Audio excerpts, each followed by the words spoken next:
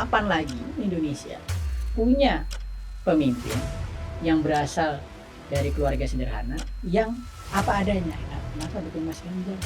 Mas Ganjar mas-mas biasa dulu, seperti saya dan kebanyakan anak muda. Jadi ya, saya nggak punya bayangan untuk memilih kandidat-kandidat lain. Yang paling cocok ya hanya Mas Ganjar ini, gitu. Dan tadi yang saya tangkap, umur itu hanya angka ya Mas ya, umur muda. Jadi belum tentu yang umurnya muda itu mewakili generasi muda. Itu harus dicatat gitu.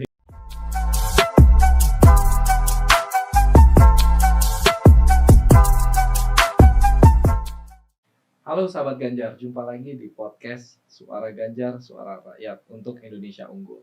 Sahabat Ganjar, pada kesempatan podcast kali ini bersama saya Aditya Batara, kita akan mengulas isu tentang Pilpres dan kaitannya dengan interest atau aspirasi anak muda.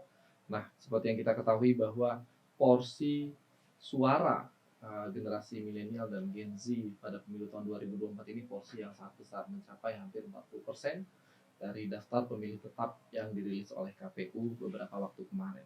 Tentunya pemilu 2024 menjadi sebuah ajang bagi para capres dan cawapres untuk berebut suara anak muda ini. Bahkan ada salah satu pasangan capres dan cawapres yang kemudian mencoba mengusung calon anak muda, tapi kita nggak tahu ya sejauh mana kemudian bisa mengerek dukungan dari anak muda. Nah, rekan-rekan sahabat Ganjar, anak muda sebagai sebuah kekuatan juga membawa semangat perubahan, dan ini penting bagi pemilu tahun 2024. Khususnya bagaimana kita nanti akan melihat apa sih yang menjadi concern dari anak-anak muda Indonesia saat ini, sehingga kemudian mereka perlu untuk masuk ke politik, mengikuti pemilu, memberikan suaranya dan tentunya kepada Pak Ganjar dan Pak Mahfud. Untuk lebih dalam lagi mendiskusikan hal ini, di tengah-tengah kita di podcast Suara Ganjar kali ini kita sudah kedatangan seorang narasumber. Ini anak muda lagi-lagi. Jadi kalau ada narasumber anak muda itu saya selalu merasa muda. Sayangnya nggak bisa muda lagi, tapi setidaknya semangatnya nih yang harus ditiru. Saya sapa dulu. Apa kabar, Mas Aris? Baik, terima kasih Mas Adit. Sehat ya? Sehat. Alhamdulillah. Jadi narasumber kita pada kesempatan kali ini adalah Mas Aris Setiawan Yodi. Beliau saat ini adalah juru bicara tim pemenangan nasional Ganjar dan Mahfud. Masih muda, berbahaya tentunya, sudah jadi jubir pula di TPN, luar biasa. Dan Mas Yodi ini juga kalau kita lihat semasa kuliah juga aktif ya Mas, ya. Di kampus, di organisasi kampus, organisasi luar kampus juga. Ya. Kemudian akhirnya masuk ke politik. Betul. Lalu sekarang juga lagi sekolah lagi nih ya? Ya kita sambil belajar karena kata Nabi Muhammad ya, tuntutlah ilmu sampai ke liang lahat. Luar biasa. Jadi kita terus sekarang lagi di Universitas Pajajaran, kita sambil menuntut ilmu di program doktoral ilmu komunikasi. Wah, luar biasa. Saya nggak kebayang gimana bagi waktunya, tapi anak muda sekarang tuh keren-keren. Bisa aja manage waktunya ya, sekolah, berpolitik juga bisa gitu ya, sambil memikirkan aspirasi anak muda. Nah, Mas Aris, topik kita hari ini adalah tentang seperti apa sih sebenarnya aspirasi anak muda dan bagaimana kemudian pasangan capres dan cawapres pilihan kita, Pak Ganjar dan Pak Mahfud, mengakomodasi concern dari anak-anak muda Indonesia dalam pemilu tahun 2024. Mungkin yang pertama ini, Mas, kalau dari perspektif Mas Aris gitu, selaku anak muda dan kemudian mengamati dinamika politik nasional dalam beberapa bulan terakhir gitu ya. Sebenarnya seberapa signifikan atau seberapa krusial sih suara anak muda dalam peta pemilu tahun 2024 nanti? Baik Mas Adit, terima kasih. Tadi pertanyaan yang cukup menggelitik disampaikan Mas Adit bahwa seberapa krusial peran anak muda atau suara anak muda di pemilu tahun 2024 nanti, Mas. Memang tadi sudah disebutkan dari data KPU, Mas, dari seluruh DPT yang sudah diumumkan, KPU sendiri menyatakan bahwa 52%-nya itu suara anak muda. Artinya kalau misalnya dengan proporsi 50% plus 1 seorang kandidat itu bisa memenangkan pemilu, kalau itu dia bisa menyedot anak muda semuanya ya, kekuatan anak muda itu dalam satu pasangan calon saja misalnya ya, itu sudah 52%. Ya, tapi kan tidak mungkin hanya terkonsentrasi dari satu calon. Artinya namun demikian 52% ini besar banget, Mas. Maka tidak mengherankan ketika ada semua calon saya pikir dari 01, 02, 03 khususnya Mas Ganjar ya. Itu sangat concern dan sangat peduli terhadap anak muda. Mas Ganjar dengan berkali-kali menyatakan di depan publik beliau melamar anak muda untuk mau bergabung bersamanya ya. Bisa menjadi juru bicara atau juru kampanyenya gitu loh.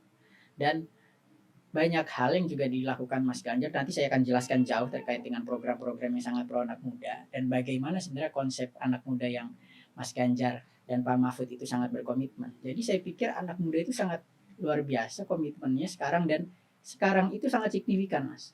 Jadi kalau mungkin ini pemilu pertama di Indonesia di mana anak muda menjadi betul-betul concern. Nah, yang perlu digarisbawahi, anak muda ini tidak bisa dipandang hanya sebagai objek. Tidak bisa dipandang sebagai objek politik. Jadi tidak bisa dianggap sebagai hanya lumbung suara saja, hanya jeruk suara. Tetapi anak muda ini harus menjadi subjek. Dia juga pelaku. Ajaklah anak muda menjadi aktor politik. Maka Mas Ganjar melamar anak muda ini untuk menjadi juru kampanyenya, juru bicaranya. Saya masih sangat muda Mas maksudnya. Tetapi diberi kesempatan oleh Mas Ganjar dan beberapa anak muda lain tentu saja untuk mau berproses gitu. Mas Ganjar tidak terlalu memikirkan bahwa kamu harus sempurna, kamu harus perfect, nggak ada. Nobody perfect. Dan semua yang paling penting itu Mas Ganjar dan Prof Mahfud itu menekankan proses. Bagaimana anak muda bisa menikmati proses, begini proses yang ada, sehingga nantinya ketika pada waktunya anak-anak muda ini bisa berkontribusi lebih baik kepada masyarakat. Maka saya bisa katakan, bukan ini bisa dibuktikan juga, bahwa dari ketiga kandidat, Mas Ganjar dan Prof Mahfud ini, yang paling banyak diwakili anak muda untuk kampanyenya ya. Bisa dilihat di berbagai saluran televisi, di berbagai kegiatan-kegiatan offline ya. Itu anak mudanya sangat banyak sekali. Karena memang Mas Ganjar ini sangat representasi anak muda gitu loh. Gitu sih Mas kalau menurutku signifikansinya. Oke, berarti ini juga yang jadi alasan Mas Aris ya, bahwa akhirnya memutuskan untuk menjadi jubirnya Pak Ganjar gitu. Betul. Ada kenyamanan sebagai anak muda di pihak Betul. Pak Ganjar dan memfasilitasi itu. Jadi begini Mas, saya bisa katakan begini. Mas Ganjar dan Pak Mahfud itu adalah representasi anak muda, perwakilan anak muda, mewakili anak muda. Kenapa saya bisa bilang begitu? Mas Ganjar dan Pak Mahfud ini satu-satunya orang yang pada masanya saat itu ya, saat sekolah misalnya, saat sekolah di kampusnya ya, pernah menjadi mas-mas biasa. Ya, mas-mas biasa. Sama seperti saya, mas-mas biasa. Yang kuliah, kemudian pulang kuliah nongkrong gitaran, kemudian kadang-kadang nggak punya uang buat bayar SPP, sampai Mas Ganjar sempat cuti kan. Kemudian kekurangan uang, yang makan di warung burjo ya, kalau di Jogja waktu itu kan ya, burjo itu mungkin lihat dulu harganya nih nasi telur berapa gitu loh. Jadi akhirnya jadi nasi telur harganya berapa di jumlah, kalau misalnya uangnya kurang ya makannya dikurangin dari yang 3 kali jadi 2 hari. Kadang-kadang juga kalau misalnya biar lebih irit kita puasa Senin Kamis gitu loh Mas. Nah, artinya apa? Maksud saya Mas Ganjar ini Mas Ganjar dan Prof Mahfud sama-sama merasakan menjadi orang biasa. Berapa banyak Mas anak muda di Indonesia itu yang terlahir sudah menikmati berbagai banyak fasilitas. Saya yakin mayoritas anak muda di Indonesia itu terlahir dari keluarga yang biasa-biasa saja. Saya pun terlahir sebagai orang biasa-biasa saja. Jadi ketika saya melihat Mas Ganjar dengan segala proses yang ada, dia sangat tahu betul apa yang dirasakan anak muda, apa yang dibutuhkan anak muda. Maka ketika ada kesempatan saya bisa berkontribusi untuk mengkampanyekan Mas Ganjar, saya sangat dukung penuh. Kapan lagi Indonesia punya pemimpin yang berasal dari keluarga sederhana yang apa adanya? Ini kan yang memang saya pikir tradisi yang disukai masyarakat Indonesia dalam 2 pemilu terakhir, memilih calon pemimpin yang berasal dari keluarga sederhana. Ini yang paling penting. Yang berproses gitu kan. Ya saya bisa katakan seperti ini. Presiden Jokowi gitu loh. Presiden Jokowi dia kan terakhir dari keluarganya yang sederhana gitu loh. Dan masyarakat Indonesia ingin memiliki sosok seperti itu, dan yang paling penerusnya sejatinya gitu loh, yang paling mendekati, yang paling memahami baik dari segi pemikiran dan segi pengalaman hidup seperti Pak Jokowi, berproses dari wali kota, gubernur, presiden. Ya Pak Ganjar ini, Pak Ganjar dari DPR RI, kemudian jadi gubernur Jawa Tengah, kemudian saat ini capres. Prof Mahfud tidak perlu dipertanyakan lagi. Salah satu sosok manusia lengkap di Republik ini yang bisa menduduki jabatan yudikatif, Ketua Mahkamah Konstitusi, Menteri, pernah jadi Menteri Pertahanan juga loh ini, Menteri Pertahanan, Menteri Kehakiman, anggota DPR juga pernah, kemudian sekarang Menteri Menko Polhukam gitu. Ini saya pikir duet paslon yang sangat komplit dan lengkap yang selama ini dirindukan oleh seluruh bangsa Indonesia, terutama kaum muda begitu Mas. Jadi alasan kalau ditanya kenapa dukung Mas Ganjar mas biasa dulunya seperti saya dan kebanyakan anak muda. Jadi ya saya nggak punya bayangan untuk memilih kandidat-kandidat lain gitu. Yang paling cocok ya hanya Mas Ganjar ini gitu loh Mas. Dulu dan sekarang pun masih gitu ya Mas ya, masih berproses beliau untuk menjadi seorang pemimpin yang artinya menjadi inspirasi untuk anak-anak muda gitu ya. Iya Mas, dia itu sangat sederhana Mas. Pertama kali saya itu bertemu Mas Ganjar itu di tahun 2012 Mas. Saya di UGM, waktu itu ada sebuah kaderisasi di sebuah organisasi ya. Beliau datang jadi narasumber, dia masih jadi anggota DPR Mas. Dia sangat ramah. Saya bilang ini ada politisi yang sudah terkenal banget di TV waktu itu yang tapi sama anak muda itu egaliter, duduk sila bareng kita Mas, duduk sila bareng, ngobrol bareng. Jadi gubernur kemudian beberapa 1 tahun berselang dia juga sama. Dan hari ini pun ketika dia jadi capres, dia menunjukkan keegaliterannya, bahkan diwujudkan dengan cara yang lebih jauh, yang lebih menurut saya tidak bisa diikuti capres lain. Dia terjun ke masyarakat, belusukan, tidur langsung dengan masyarakat. Belum pernah dalam sejarah Republik ini ada calon pemimpin yang mau tidur langsung di rumah warganya. Ya hanya Mas Ganjar. Dan ini menunjukkan bahwa Mas Ganjar ingin menyatu dengan rakyat. Karena sejatinya pemimpin itu pemimpin yang berasal dan menyatu dengan masyarakat. Thank you Mas Aris. Ini satu experience, satu sharing yang menurut saya luar biasa ya sahabat Ganjar. Bagaimana Mas Aris mengenal Mas Ganjar kurang lebih 1 dekade yang lalu dan sampai sekarang tidak ada perubahan sama sekali dari Mas Ganjar gitu ya. Tetap tanpa sekat, tetap humble orangnya ya. Iya. Terutama dan tetap interaksi dengan anak muda itu tetap intens gitu ya. Iya Mas. Jadi memang anak muda ini senangnya itu orang yang bisa dijangkau. Tidak senang orang yang merasa elitis, paling bisa, paling jago, paling gagah sendiri gitu, paling pinter. Tidak mau ada orang yang kelihatan terlalu ambisius gitu loh. Nah ini anak muda nggak suka Mas. Ya itu kan Mas kalau misalnya di kelas kan kalau ada anak yang kelihatan so pinter kita nggak senang gitu loh. Tetapi kalau ada orang yang pinter yang tetap ramah, nah ini kita sangat sukai. Dan Mas Ganjar itu seperti itu Mas. Kemanapun Mas Ganjar itu pergi gitu. Itu kalau sudah senyum itu jangankan yang perempuan, yang cowok aja kadang-kadang saya pikir bagaimana ya bisa seperti Mas Ganjar gitu loh Mas.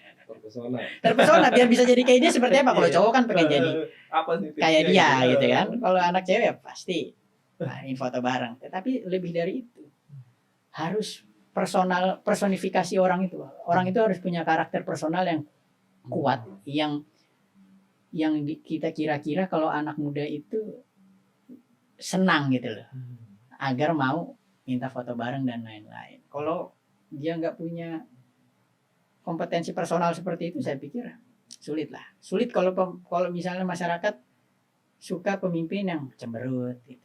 Enggak lah saya pikir. Masyarakat pengennya pemimpin itu senyum. Kan kita pengen republik ini tersenyum, bukan cemberut. Walaupun pemimpinnya anak muda, tapi kalau cemberut juga malas anak mudanya. Males lah kita. Nggak mau yang kecut-kecut gitu, nggak mau lah kita. Oke. Mas Aris, nah tadi kita udah ngomongin bagaimana kemudian Mas Aris memutuskan untuk menjadi jubir TPN, kedekatan dengan Pak Ganjar, dan kemudian keramahan Pak Ganjar. Sekarang saya mau masuk kepada program-program yang ditawarkan Pak Ganjar gitu untuk anak muda. Tapi saya mau mulai dulu dari kira-kira dalam pandangan Mas Aris, seorang anak muda masuk ke politik, turun bertemu dengan banyak orang, anak-anak muda lainnya. Apa sih Mas concern dari anak muda saat ini yang kemudian menjadi penting untuk menjadi perhatian pada saat pemilu nanti? Isu-isu apa yang kira-kira anak muda banget? Jadi begini Mas, memang kalau misalnya saya dan teman-teman saya biasa kita ngobrol, kita biasa kongko-kongko lah gitu, kongko-kongko nongkrong itu, kita memang anak muda Indonesia ini kan anak muda yang cerdas dan kritis Mas. Jadi dia tidak mau hanya dijadikan, seperti saya sampaikan tadi, tidak mau hanya dijadikan sebagai objek. Tidak mau anak muda ini tidak tertipu oleh jargon. Anak muda bahkan sangat concern dan paham mana program yang rasional, mana program yang tidak rasional, mana program yang memberikan manfaat jangka panjang, mana program yang memberikan hanya sebatas kesenangan-kesenangan sesaat seperti. Nah, anak muda ini lebih memilih, saya pikir, hal-hal yang berguna buat anak muda. Anak muda itu concernnya apa sekarang, Mas? Sekarang berapa banyak lulusan sarjana, Mas, yang masih butuh kerja ekstra untuk mendapatkan pekerjaan. Oke, itu yang paling concern anak muda. Kemudian ada juga bagaimana proses digitalisasi. Nanti akan saya rinci mungkin sedikit ya. Kemudian bagaimana anak muda ini butuh yang namanya kemudahan, akses untuk mendapatkan rumah misalnya.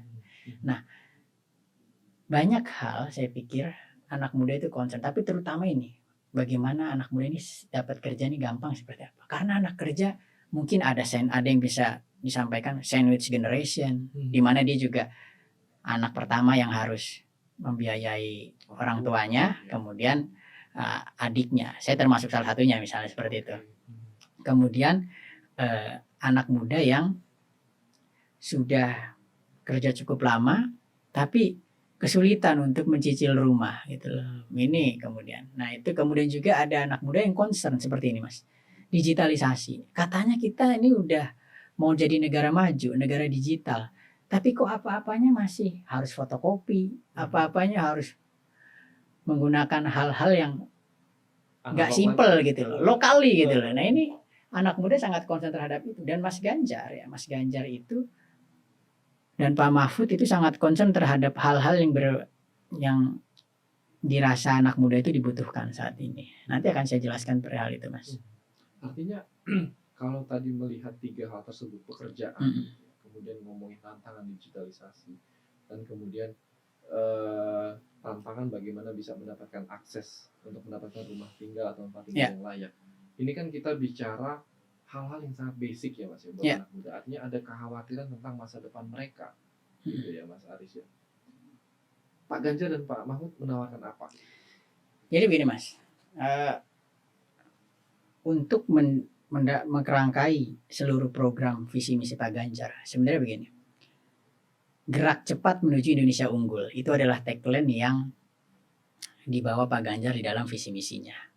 Negara unggul itu jauh melebihi atau melampaui negara maju. Ini yang paling penting. Jadi unggul itu jauh melebihi negara maju. Nah, untuk mencapai negara yang unggul, yang pertama adalah bagaimana kita punya basicnya itu adalah sumber daya manusia. Ya, sumber daya manusia. Jadi kualitas sumber daya manusia ini harus bagus dulu. Kita tidak bisa ngomong lagi bonus demografi, kita tidak bisa ngomong Indonesia emas kalau sumber daya manusia kita masih di bawah standar. Sumber daya manusia Indonesia harus sudah naik level, Mas. Karena kalau tidak, kita tidak bisa memanfaatkan bonus demografi. Banyak akademisi mengatakan bonus demografi ketika tidak diiringi SDM yang baik, itu akan menjadi kutukan demografi. Nah, ketika sumber daya manusianya itu tidak unggul ya, sumber daya manusianya itu tidak diperbaiki, tidak naik kelas, ini bisa terjadi pengangguran di mana-mana, gitu.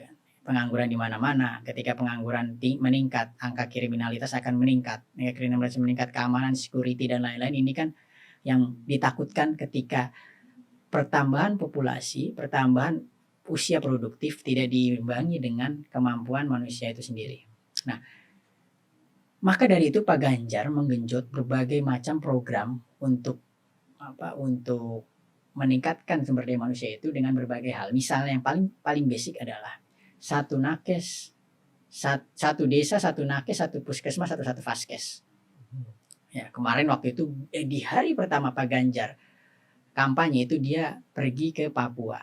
Ya, di Papua itu dia menegaskan bahwa ternyata di Papua masih ada, masih banyak desa yang tanpa puskesmas, Mas. Kita mungkin kalau di kota-kota besar puskesmas sudah maju, sudah 24 jam, tetapi di sana, Mas, saya pernah KKN di Kabupaten Kepulauan Talaut. Itu di perbatasan Filipina itu. Saya pernah KKN di sana. Itu, Mas, satu pulau di Pulau Marampit hanya ada satu puskesmas pembantu dan satu suster. Tidak ada dokter, satu suster. Itu kalau susternya ada acara keluarga yang mengharuskan ia ke Manado dengan perjalanan kapal dua hari, di mana kapal itu hanya keliling 2 minggu. Masyarakat di sana 2 minggu tanpa tenaga kesehatan, Mas. Tanpa pelayanan kesehatan. Dan ketika tanpa pelayanan kesehatan, mohon maaf, saya bisa katakan, kadang-kadang ketika ada yang punya penyakit gula yang harusnya sampai ada tindakan amputasi misalnya, itu dibiarkan. Dan ya sudah, berserah diri saja seperti itu kepada Tuhan. Waktu itu saya maka agak terenyuh waktu saya KKN di tahun sekitar 2016. Masih ada Indonesia seperti itu. Nah, Pak Ganjar nggak mau itu. Kita nggak mungkin bisa naik kelas ketika sumber daya manusianya saja kualitasnya tidak bisa dinaikkan. Dari segi kesehatan, dari segi kualitas pengetahuan, Mas Ganjar sangat berkomitmen untuk memutus rantai kemiskinan dengan cara apa? Dengan cara Mas Ganjar ingin sekali dengan satu keluarga miskin, satu sarjana. Nah, satu keluarga miskin, satu sarjana. Jadi begini, di Indonesia taruhlah hari ini ada sekitar 10 juta keluarga miskin. Ini hitung-hitungannya sudah dihitung betul, Mas. 10 juta keluarga miskin. Kalaulah saja di saat yang bersamaan, walaupun ini tidak mungkin ya, tidak mungkin di saat yang bersamaan 10 juta keluarga miskin itu memiliki anak yang siap untuk dikuliahkan, ya. Tapi kan masih berbeda-beda. Tetapi kalau saja 10 juta keluarga miskin ini anaknya dibiayai sekolah dari SD, SMP, SMA sampai kuliah itu dibiayai oleh negara, dan itu anggarannya sudah dihitung dan itu cukup. Nah, itu akan akan menimbulkan efek putus rantai kemiskinan. Cara memutus rantai kemiskinan ada banyak, tetapi salah satu yang paling efektif adalah dengan mencetak sarjana. Saya juga kebetulan keluarga pertama sarjana, Mas. Sarjana pertama di keluarga saya. Orang tua saya lulusan SMA, ibu saya juga lulusan SMA, gagal berkuliah karena kekurangan pendidikan. Sampai ya saya bisa katakan keluarga saya hidup sangat sederhana. Kalau tidak bisa dikatakan dengan kehidupan menengah ke bawah, ekonomi menengah ke bawah. Sampai saya kuliah, orang tua saya, ayah saya itu masih digaji di bawah UMR Jakarta di sebuah bengkel orang tua saya. Tapi tekad orang tua saya sampai dicari utangan sana sini agar saya bisa lulus sarjana. Gitu, lulus sarjana. Ya alhamdulillah, Mas. Benar, ketika lulus sarjana, saya bisa mendapatkan pekerjaan yang lebih baik. Saya bisa membantu menghidupi keluarga saya, dan saya saat ini bisa menyekolahkan adik saya. Nah, ini Mas Ganjar ini tahu sendiri, Mas Ganjar itu merasakan hal yang sama. Jadi dia paham program apa sih yang paling efektif untuk memutus rantai kemiskinan. Ya ini, satu keluarga satu miskin. Nah, ketika sumber daya manusia ini sudah meningkat, penghasilan keluarga sudah naik gitu kan. Ini kemudian akan bisa sumber daya ini memanfaatkan adanya peningkatan ekonomi. Jadi SDM-nya dulu sudah kuat, SDM sudah siap, baru kita ngomong ekonomi. Proses hilirisasi, kemudian proses modernisasi ekonomi, pembukaan lapangan kerja baru. Kalau SDM kita tidak siap untuk mengisi posisi-posisi tersebut, posisi ini akan diisi oleh orang-orang asing. Gitu loh, Mas. Jadi hilirisasi kalau kita nggak siap ngisinya diisi oleh asing. Maka dari itu masuk akal ketika Mas Ganjar mengatakan bahwa 17 juta lapangan pekerjaan akan diciptakan. Ketika semua ini sudah terset, 17 juta lapangan pekerjaan akan diciptakan. Dan anak muda saatnya terjun gitu. 17 lapangan pekerjaan dari mana? Target 7% pertumbuhan ekonomi. Jadi rumusnya itu kurang lebih setiap 1% kenaikan pertumbuhan ekonomi itu akan menciptakan 400 sampai 500 ribu tenaga kerja, lapangan pekerjaan. Nah, ketika kita sekarang existing sudah 4%, 3 sampai 4%, ketika kita tambah lagi 4%, dan itu di jumlah selama 5 tahun, itu total selama 5 tahun satu periode Pak Ganjar Pak Mahfud nanti ketika menjadi presiden wakil presiden akan tercipta 17 lapangan pekerjaan baru. Nah, ini ketika itu menjadi masuk akal, anak muda bisa berkontribusi. Nah, ketika ini jadi segitiga, Mas. Ketika tadi SDM, ekonomi, nah baru masuk terakhir ini. Ketika Indonesia sudah punya ekonomi yang kuat, SDM-nya unggul, kita memiliki bergen yang kuat. Kita berdaulat di dunia internasional. Jadi kita bisa bergen, misalnya kita tidak bisa lagi diintervensi. Itu diintervensi, diminta harus ke sana kemari karena kita punya kekuatan ekonomi yang kuat, SDM yang kuat, kita bisa sejajar dengan negara-negara lain. Ini kan cita-cita para founding fathers kita, Mas. Nah, maka dari itu saya pikir harus secara holistik melihat program. Jadi nggak bisa ada satu program yang populer misalnya begitu kan. Makan siang misalnya bisa katakan kan, makan siang itu bisa ngomong kedaulatan, bisa ngomong pertumbuhan lapangan pekerjaan, itu saya pikir terlalu simplistik gitu loh. Terlalu jauh ya. Dan terlalu jauh, apa nyambungnya gitu loh.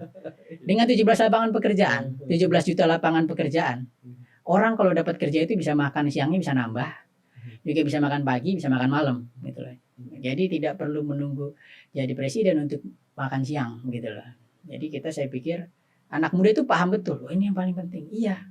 Karena banyak anak muda merasakan, iya Riz, gua lulus jadi sarjana, alhamdulillah pekerjaan dapat lebih baik gitu. Nah ini kan memang begitu Mas. Dan Mas Ganjar tahu betul karena pernah merasa ada di posisi yang sama. Jadi dia tahu, oh ini program yang luar biasa. Itu Mas, itu jadi 17 juta lapangan pekerjaan, satu keluarga miskin, satu sarjana. Digitalisasi termasuk dalam yang ekonomi Mas ya. Jadi digitalisasi melalui KTP Sakti, HP Sakti, KTP Sakti itu semua program bantuan. Nah ini juga perlu ditekankan atau perlu diberitahu kepada masyarakat bahwa Pak Ganjar, Pak Mahfud akan meneruskan, bahkan mempercepat dan membuat lebih tepat sasaran bantuan-bantuan pemerintah yang selama ini ada. Ya, PKH, Kartu Indonesia Pintar, Kartu Indonesia Sejahtera itu akan terangkum jadi satu dalam satu KTP. Jadi semuanya hanya kita pakai KTP, itu sudah terketahuan nih, sudah, oh ini penerima KIS, penerima kartu tani. Jadi ngomong IKTP, elektroniknya ini benar-benar ada gitu loh. Gak selama ini kan EKTP masih fotokopi gitu loh. Nah ini ini kita kadang-kadang digitalnya di mana seperti itu. Nah itu digitalisasi. Nah ini Pak Ganjar tahu betul. Dan digitalisasi kita ngomong kalau tanpa infrastruktur yang jelas tidak berjalan. Pak Ganjar punya program, seluruh anak SD, SMP, SMA akan mendapat laptop dan akses internet gratis di sekolah. Aduh, ini ya, kalau misalnya kita mungkin ini kalau misalnya seperti ini di kota-kota besar kan sudah banyak loh. Kata siapa? Ini lagi-lagi jangan ngomong di kota besar. Mari kita lihat di seluruh Indonesia. Di pulau di luar Jawa, saya yakin banyak sekali. Saya kemarin berjumpa teman saya yang dari Sulawesi Tengah, Mas. Untuk tes masuk perguruan tinggi S2, dia daftar S2. Dia harus ke gunung dulu cari sinyal, Mas. Cari sinyal, sebatas cari sinyal internet ke gunung. Nah, Pak Ganjar nggak mau ada titik-titik yang sudah tidak terjangkau internet, maka dia yang katakan zero blank spot. Nah, ini nggak mau ada spot-spot yang tidak ada internetnya. Maka dia tadi juga menganggarkan internet gratis, bahkan laptop juga disediakan untuk anak SD, SMP, SMA. Jadi digitalisasinya ada, penciptaan lapangan pekerjaan, semua ini basic needs. Nah, lebih jauh lagi, ini yang terakhir, yang saya pikir menjadi konsepnya program andalan Pak Ganjar ini adalah concern anak muda itu punya rumah, Mas. Betul. Nah, Pak Mahfud di akhir debat Cawapres dia menyebutkan 21 program senilai 500 triliun per tahun, yang artinya itu selama 5 tahun itu akan sekitar 2.500 triliun ya. 500 triliun itu dalam 1 tahun akan dibiayai atau akan membiayai 21 program andalan. Tadi kan banyak saya sebutkan, tetapi itu ada 21 lebih detail lagi. Itu kurang lebih sama. Kalau di pasangan sebelah ada 450 triliun hanya untuk satu program, makan siang gratis. Yang itu hanya juga untuk anak-anak sekolah saja. Nah, tapi kalau Pak Ganjar, Pak Mahfud 500 triliun ini untuk 21 program. Yang itu mengcover semua, dari anak yang baru lahir, ibu hamil, orang sekolah, anak muda, sampai lansia ini diperhatikan. Ya. Nah, saya katakan tadi, nyambung lagi, satu yang terakhir itu yang diinginkan oleh anak muda adalah mencari rumah. Pak Mahfud bilang, mudah beli rumah semudah DP motor. Ya, lalu Mas Adit kan sering lihat tuh, kalau misalnya DP motor itu kan DP-nya ringan sekali ya. Ringan sekali, cepat. Nah, prosesnya cepat. Nah, ada kesulitan di anak muda ini ketika pekerjaannya ada yang bahkan pekerjaan formal saja sulit dapat rumah. Syaratnya itu banyak. Saya juga salah satu yang kesulitan saat itu untuk mengapply dan mengkredit rumah. Karena harus syaratnya misalnya 3 tahun karyawan tetap, gajinya ini. Nah, anak muda baru, jadi kerjanya sudah lama, ini kapan kita bisa nyicil rumah nih, dapat rumah. Sekolahnya dapat rumah di ujung-ujung, Mas. Yang kurang lebih 2,5 jam sampai 3 jam setengah dari Jakarta gitu misalnya. 2 jam. Mas Ganjar pengen dan Pak Mahfud pengen nanti orang itu dapat rumah itu mudah. Bahkan sektor informal. Kalau sektor informal, mohon maaf, informal itu kan tidak dalam bentuk perusahaan, tidak ada surat. Kan pekerja-pekerja kreatif banyak, Mas. Apalagi zaman sekarang anak muda. Bekerjanya itu work from anywhere. Anak muda jadi tidak terikat dengan kontrak dan formal. Nah itu kalau misalnya dia pengen apply ambil rumah kan sulit. Nah Mas Ganjar mau khususnya untuk pekerja informal dan formal ini syaratnya dipermudah lah. Karena kan kebutuhan hidup orang kan ada 3 Mas. Sandang, pangan, papan. Masa sandangnya kita sulit. Kalau sandangnya sulit kita mau ngomong Indonesia maju dari mana? Gitu lah Mas. Nah ini concern Mas Ganjar. 4 hal tadi ya saya pikir. Ini sudah saya jelaskan. Yang pertama adalah pembukaan 17 juta lapangan pekerjaan. 1 keluarga miskin, 1 sarjana. Digitalisasi tadi. Internet gratis. Yang keempat ini kemudahan membeli rumah. Dan Pak Ganjar sangat concern terhadap itu. Apakah bisa dicapai itu? Lah, Pak Ganjar, Pak Mahfud ini sama-sama lulusan hukum. Dia tahu betul regulasi yang adil, regulasi yang tidak tumpang tindih akan melandasi kokohnya pertumbuhan ekonomi dan akan mempermudah segala urusan. Pak Mahfud kan sering tabrak-tabrak begitu. Kalau ada yang melenceng, kalau ada yang korupsi, ya tabrak saja sama dia. Nah, akan disikat seperti itu ya. Jadi saya pikir kalau ada keruwetan birokrasi, keruwetan regulasi dengan Pak Mahfud itu semua akan selesai. Gitu. Simpel ya. Simpel. Oke, Mas Aris ini luar biasa sahabatnya. Tadi dari penjelasan Mas Aris itu kita bisa melihat fakta ya bahwa apa yang ditawarkan oleh Mas Ganjar dan Prof Mahfud ada sesuatu yang konkret buat anak muda gitu ya. Bukan hanya memberi makan siang gitu kan. Bukan siang. Ada pepatah ini Mas Aris. Ya.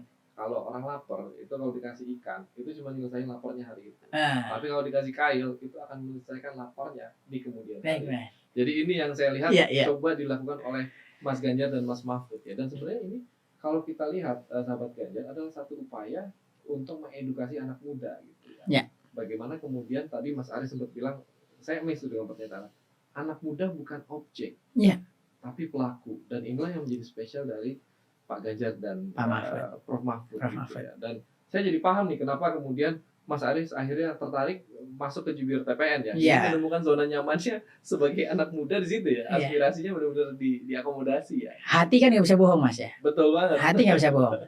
Orang pada bilang kenapa nggak ke calon lain? Ke calon lain ini kayaknya lebih ini lebih itu. Saya bilang hati nggak bisa bohong. Anak muda ya pengennya sama orang yang benar-benar sesuai dengan apa yang diperjuangkan. Gitu. Saya tidak memiliki alasan sedikit pun. Saya sangat sulit menemukan alasan sedikit pun untuk tidak mendukung Mas Ganjar. Gitu. Jadi saya rasa anak muda juga sulit untuk tidak mendukung Pak Ganjar. Anak muda sulit untuk tidak suka Pak Ganjar. Anak muda akan sulit untuk menemukan alasan tidak suka Prof Mahfud. Karena kedua sosok ini adalah sosok yang benar-benar merepresentasikan keinginan anak muda. Ingin negaranya bebas korupsi, ingin negaranya itu mudah terhadap anak muda, ingin negaranya itu dipimpin oleh orang yang betul-betul paham. Artinya proses dari bawah begitu. Dan Pak Ganjar, Pak Mahfud punya itu. Dan saya yakin betul ketika alam sudah berkehendak, masyarakat juga berkehendak gitu loh. Pak Ganjar, Pak Mahfud akan membawa Indonesia ke arah kemajuan yang itu menjadi bangsa yang unggul seperti itu Mas. Baik Mas Aris, ini terakhir nih mungkin apa harapan seorang Aris Setiawan Jodi terhadap Mas Ganjar dan Prof Mahfud jika seandainya nanti beliau ini dipercaya untuk mengemban amanah sebagai pemimpin kita pada pemilu tahun 2024 nanti? Harapan saya kepada Pak Ganjar, Pak Mahfud nanti ketika beliau pada akhirnya mendapatkan mandat dari rakyat, tentu saja oleh kehendak Tuhan ya. Saya ingin Pak Ganjar, Pak Mahfud tetap berpegang teguh terhadap konstitusi, kemudian juga terhadap visi misi yang sudah dicanangkan. Visi misi seorang capres dan cawapres itu adalah arah bangsa ke depan itu mau seperti apa. Jadi mohon maaf saya bisa katakan, kalau misalnya ada pasangan yang visi misinya saja sudah tidak jelas, tidak rasional, itu ya akan gambaran bangsa ke depan akan berjalan kemana. Dan Pak Ganjar, Pak Mahfud, saya yakini dan beberapa anak muda dan mayoritas anak muda mengakui bahwa visi Pak Ganjar, visi misi Pak Ganjar, Pak Mahfud ini yang paling rasional. Maka saya minta betul, saya berharap betul Pak Ganjar ketika nanti menjadi presiden selalu berpegang teguh terhadap visi misi yang sudah dicanangkan. Jangan sampai berubah, tetaplah menjadi Pak Ganjar dan Pak Mahfud yang taat terhadap konstitusi, karena kekuasaan seperti yang dikatakan Pak Ganjar itu menggoda sekali, seperti itu. Itu sih Mas. Oke, baik. Terima kasih Mas Aris sharing dengan podcast kita pada kesempatan kali ini. Rekan-rekan sahabat Ganjar, itu tadi podcast kita bersama Mas Aris Setiawan Jodi, juru bicara TPN Ganjar Mahfud. Tadi kalau kita simak apa yang disampaikan Mas Aris itu sangat-sangat penting untuk kita semua, khususnya generasi muda dalam menentukan pilihan di pemilu tahun 2024 tadi. Pilihlah calon yang kemudian menawarkan hal-hal yang logis, yang rasional, yang bisa dicapai gitu ya, tidak hanya sekedar gimmick semata. Dan tadi yang saya tangkap, umur itu hanya angka ya Mas ya, Umur itu tua hanya muda. Jadi belum tentu yang umurnya muda itu mewakili generasi muda. Itu harus dicatat gitu ya. Betul. Baik. Dari mana dulu itu mereka mudanya? Gitu. Betul ya. Banyak jalan menuju Roma tapi nggak ada jalan instan menuju Roma ya. Betul, nggak ada. Apalagi Nggak ada pakai jalan orang instan. dalam ya. Baik. Sahabat Ganjar, itu tadi podcast kita tentang bagaimana kemudian anak muda bisa berkontribusi terhadap pemilu tahun 2024, dan tentunya kontribusi yang paling penting adalah dengan memilih Pak Ganjar dan Pak Mahfud pada pemilu tahun 2024 nanti. Demikian podcast Suara Ganjar pada kesempatan kali ini. Suara Ganjar, suara rakyat menuju Indonesia unggul. Unggul.